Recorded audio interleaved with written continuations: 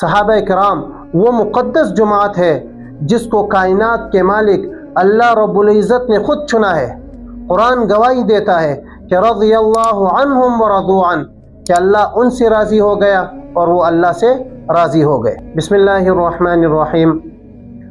آج کل social media پر ایک انتہائی خطرناک فتنہ بہت تیزی سے پھیل رہا ہے، اور وہ ہے صحابہ کرام رضوان اللہ تعالی علیہم اجمعین کی شان میں گستاخی کرنا، بے ادبی کرنا اور ان پر تنقید کرنا، اور تاریخی حقائق میں اپنی طرف سے جھوٹ ملا کر عوام کے سامنے پیش کرنا۔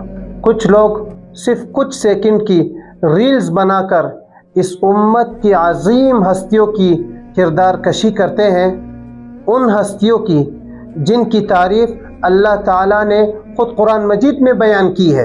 ایک مسلمان کا ایمان اس وقت تک کامل نہیں ہو سکتا جب تک وہ نبی صلی اللہ علیہ وسلم کے بعد آپ کے صحابہ کا دل سے احترام نہ کرے۔ صحابہ کرام وہ مقدس جماعت ہے جس کو کائنات کے مالک اللہ رب العزت نے خود چنا ہے۔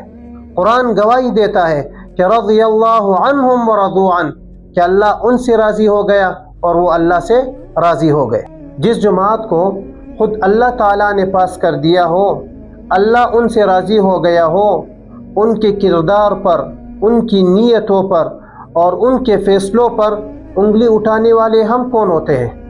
ہمارے پیارے نبی صلی اللہ علیہ وسلم نے تو صاف الفاظ میں فرما دیا تھا کہ میرے صحابہ کو برا بلا مت کہو، اگر تم احد پہاڑ کے برابر بھی سونا صدقہ کرو تو تم ان کے ایک مد یا اس کے آدھے کو بھی نہیں پہنچ سکتے۔ یاد رکھیں، یہ دین نبی صلی اللہ علیہ وسلم کے بعد صحابہ کرام رضوان اللہ تعالی علیہم اجمعین کے ذریعے ہی ہم تک پہنچا ہے۔